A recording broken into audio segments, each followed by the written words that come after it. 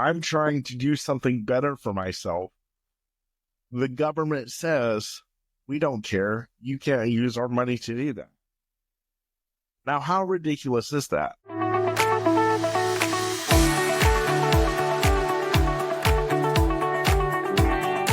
Wow, guys, can you believe it? We're already over 20 episodes into Nick Speaks, but here's the truth. I couldn't have done it alone.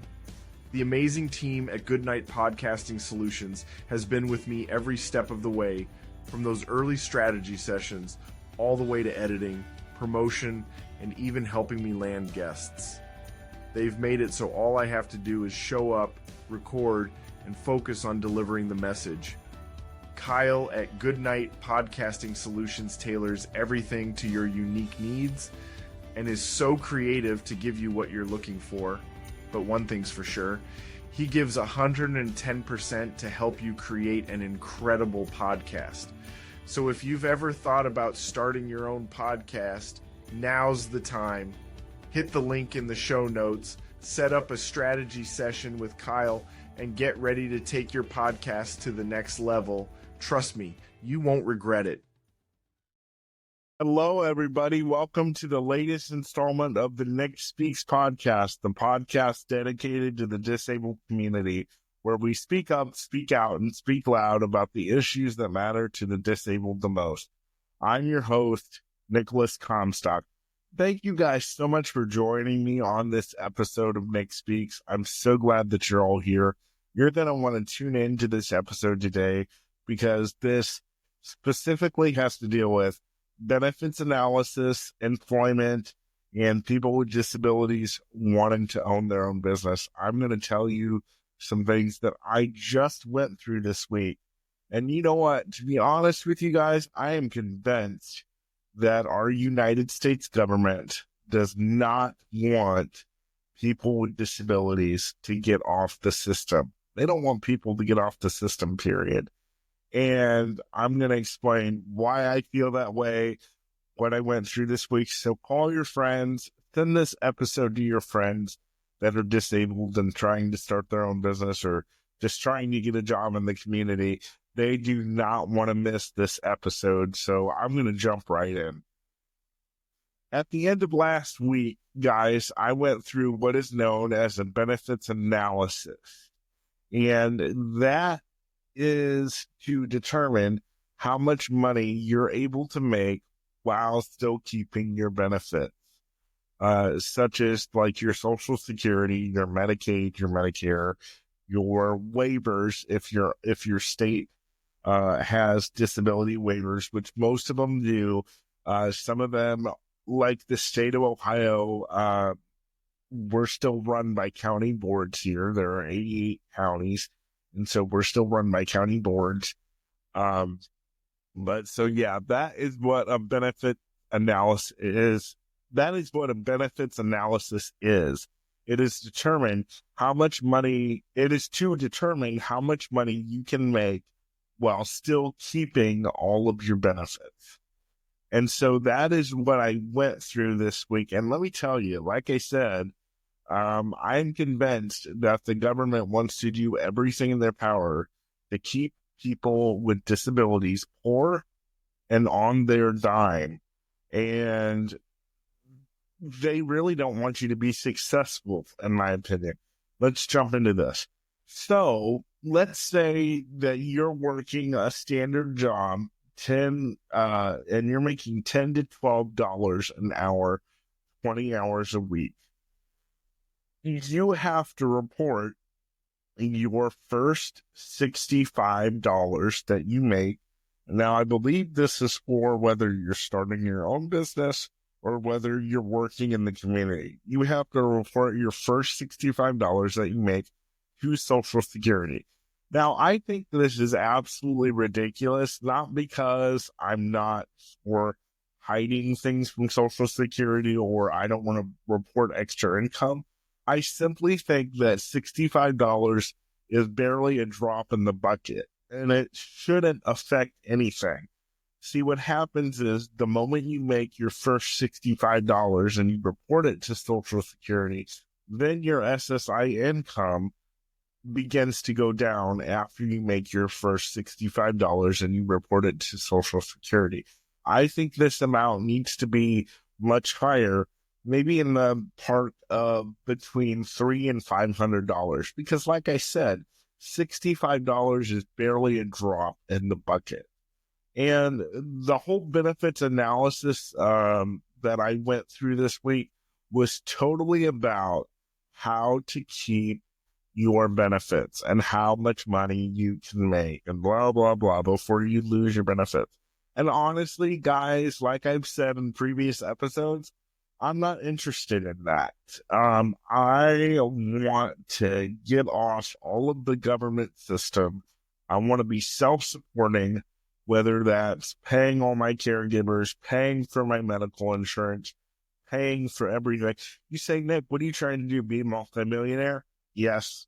And I'm going to die trying, because I believe that I am made for much more than just to receive a little $900 check every month and then just to sit at home. I believe I'm made for much more than that. And be honest with you, I received less than a $900 check. I received $788 from the Social Security SSI. And then I'm also on, which is called, I'm also on a program called SSDI, which is Social Security Disability, and I received $199. So altogether, I think I received about, I would say maybe 1,100, something like that. I'm not sure. I'm not really good at math. I went special ed. So I received $788 at the first of every month, and then on the third of every month, I received $199. That's from a family member's retirement. And that's known as Social Security Disability. Like I said, the $65 threshold really needs to change. It really needs to be put up between the area of $300 and $500, because I really think that is when the drawbacks should begin, is when somebody with a disability is making between $300 and $500 a month. And it should not be, well, okay, you made $300 this month, so now we're not going to pay you. Like in my position, like I'm a contractor. That's what I'm looking at myself as. So I may not make $300 to $500 every month. I only may make that once a month or once every 6 months. So in my opinion, if I only make that once a month or once every 6 months, that should not take away from my Social Security, SSI, and SSDI benefits. Now, there might be some people out there that disagree with me. That's okay. That's the beauty of America. You can disagree with me all you want. But this really does need to change. I think it's ridiculous. There's a lot of things in the benefits analysis I didn't understand. I couldn't even tell you. I mean, it was an hour long. It was a lot of information. And I was ready for my head to explode by the time this is over. Another thing I have to tell you guys, and I don't know if you're aware of this, I've been told several times by several different people, you as a person with a disability, if you say, I want to start my own business, did you know that allegedly you can't start your own business with your own SSI money? With your own Social Security money? You can't start your own business. So if you say, I'm trying to do something better for myself, the government says, we don't care. You can't use our money to do that. Now, how ridiculous is that? This is unfair. And so basically you're saying that people with disabilities aren't allowed to have the American dream. That's basically what you're saying. And this has nothing to do with who's in office and what party is in charge of the government's wallet. This has been this way for years, and I'm just now finding out about it. I will tell you that I hope this episode gets to someone in Congress, because then now's the time to make change. Because I'm being told that I cannot use my own Social Security money, which is the only income that I have. Mind you, if you guys have been following me for a little bit on Nick Speaks, I've been told that I'm unemployable because of my disability, and that I, quote, have nothing that I can offer an employer. So, which means I am left to carve my own path. But in order for me to carve my own path, I have to find somebody to fund my business, because I can't use the only income I have to start my business. Now, that's great. I have a family member who's comfortable enough that they're able to help me with that. But what about all the other people with disabilities who don't have family, that are not fortunate enough to do that for them? Then they're stuck up a creek without a path. And this is not fair. It needs to change. You guys, I just read a statistic. I will be on a podcast next month. Somebody else invited me to be on their podcast. I'm so glad they did. That's why I give my email out every week. If you want me to come out on your podcast and talk about other disability issues and talk about my story, please email me like the last podcast did, and let me know that you would like to have me on as an interview, as an interviewee. My email is nickspeaksofficial@gmail.com if you want to have me on your podcast for future reference, or if you want to come be a guest on mine. But back to the statistic that I read. The statistic that I read is that 22% of disabled people from the Department of Labor, this statistic is from the Department of Labor, as of 2023, 22% of disabled people are gainfully employed. Why is that number so low? I'll tell you why it's so low. It's because the government has so much red tape, and they want to keep as many people on their dime as possible. Plus, we have employers who I think are afraid to step out onto the water and give people with disabilities a chance. My state, the state of Ohio, says they're an equal opportunity employer. Well, no, you're not, in my opinion. No, you're not, because I've been told that I'm unemployable and I have nothing that I can offer an employer. So I have been made to carve my own path. But wait, like I said, I can't use my Social Security money to do that. If I didn't have a family member that was willing to help me out and say, Nick, I will support you in whatever you want to do, I would be up a creek without a paddle. I would be up a creek without a paddle. And I dare say that there are many people with disabilities like that. So if there's anybody in Congress, if you know anybody in Congress that can get this episode of Nick Speaks to, please get it to them. Because not only does the whole thing about the benefits analysis needs to change, and it needs to be in language that everybody can understand. And the benefits analysis needs to reflect a person with a disability's dreams. It doesn't need to reflect, okay, here's what we can do to keep you on the system. Well, if that's not my dream, I want to look at what can we do to get me off the system? How much money do I need to make to do that? But no, the benefits analysis is totally towards keeping you poor and keeping you on the government dimes. And what else needs to change as far as Social Security reform? I've talked about it before. We have those of us that are on Social Security have a savings cap. We are not allowed to have anything over $2,000 in assets in our savings accounts, in our checking accounts.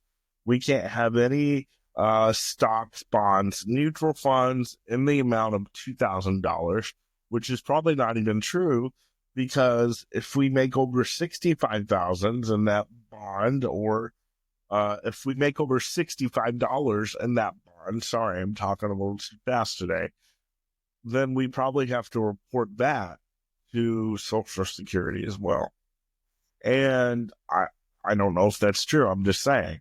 So there was a bill last year in Congress that was supposed to go forward in Congress. It was going to raise that limit up to $10,000 that we could have in our checking account and bonds and, stocks and all that stuff. And it was going to eliminate the marriage penalty for people with disabilities. That bill, for whatever reason, died in Congress. I don't even think it made it to the Senate or the House floor last year. I think it may have died in Congress, or died in what do they call those things? Conferences or whatever you call them. I need to brush up on my politics a little bit. But yeah, I mean, things like this need to change. We want the American dream to be available. We want the American dream to be available for everyone, so we say, but when it comes to people with disabilities, we're going to put so much red tape in front of people with disabilities and say, yeah, you want to start your own business? You want to make your life better? But you can't do it on your own dime. You can't do it on our dime. Sorry. How is that helpful? Ronald Reagan said the scariest words that the federal government could ever say to you is, I'm from the federal government. I'm here to help. And I sincerely believe that's true, because the government is only invested in their best interest. They're not invested in the interest of the people, especially with people with disabilities. If they can get away with, giving people with disabilities a volunteer job or giving them underpaid work, then that's fine. They're going to do that. But that shouldn't be fine. And that's not what we, as people with disabilities, should settle for, ever. So yeah, I'm a Christian. And I've said that many times on this podcast. But by the end of my benefits analysis this week, I was done for. I was like, I'm going to have to stop doing my podcast. I'm going to have to stop my whole public speaking dream. I'm going to, I'm just telling you guys, I'm a Christian, but I'm also human. And this really affected me this week, because I felt like everything I try to do, every hoop that I try to jump through, there's another roadblock that the state government or the federal government has put in my way. And it just gets exhausting advocating for something so simple as, hey, I want a job. I want to contribute to society. I want to be a taxpayer. I want to get off the government shoestring and try to own the shoe factory, as I've said to you guys many times within the past couple of weeks. And when you try to do that, the government makes it damn near impossible. And my thing is, this is why I'm here. Yes, I got discouraged, and yes, I even told myself I may not even record a podcast this week. But then I realized this is why the Nick Speaks podcast is here. The Nick Speaks podcast is here to speak up, speak out, and speak loud about the issues that matter to the disabled the most. And this is exactly why I'm doing this episode today, is because we need to stand up as a disabled community, figuratively speaking, stand up and say we deserve better treatment as it pertains to not really better treatment. We deserve better resources as it pertains to employment and wanting to be self-employed. And you know what? Maybe our local governments need to step in and give employers perks and say, you know what? If you really give these people a chance, we'll give you a tax break. I know that sounds horrible, but as of right now, I am so desperate to become gainfully employed that, if state governments came to employers, legitimate employers, I'm not talking about Goodwill, where they allegedly put people in the background with disabilities and say, here, you can fold clothes in the back, where they're not made, and, where people with disabilities are not seen in the front. I'm not talking about that. And this is not a campaign against Goodwill. I just haven't heard good things about them.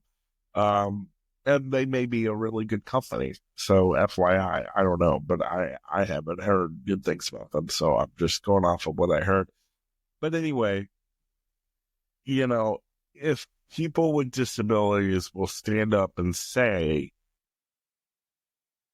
it is time for us to get the respect that we deserve as far as getting employment, as far as getting real gainful employment and getting a real wage, and not being okay with being paid below minimum wage, then it's time for us to do that. And there's no time like the present, because there's huge shakeup in Washington right now. And there's a whole bunch of things going on. The Department of Doge is cutting a bunch of things. There's a lot of investigation going on in Washington right now. And I feel that one of the things they should investigate in is get that statistic from the Department of Labor. 22% of people with disabilities are employed. That is up 2023. Why is that statistic so low? That is something that I would like the current administration to look into. Why are people with disabilities not given a chance? Why are people told, we know that your government check is the only thing you have, but unfortunately you can't start a business with that? Why are people with disabilities being told that? Why are people with disabilities being constantly held back to accomplish their dreams? So that is something that I would like this current administration to look into. Yeah, but I just wanted to tell you guys my experience with the benefits analysis this week, and I will be honest. It is brutal. Get ready for your head to explode. There's going to be a lot of it that you don't understand, but here's one thing I understand. That benefits analysis is designed to keep you on the government assistance, in my opinion, forever. It really is. Now, I'm not saying that when you start making your first paycheck, you want to go off your government assistance immediately. No, you don't want to jump into uncharted waters. But I'm saying there needs to be an end game. Okay, when you make this much money, this is how much your insurance will decrease, or this is how much your Social Security SSI will decrease or blah, blah, blah. But $65 is barely a drop in the bucket. And it needs to change. So anyway, I hope you guys enjoyed this episode of Nick Speaks Today. Don't be afraid to speak up, speak out, and speak loud. And about the issues that matter to you the most as a disabled person. And I will see you next week. Thanks, guys. Bye-bye.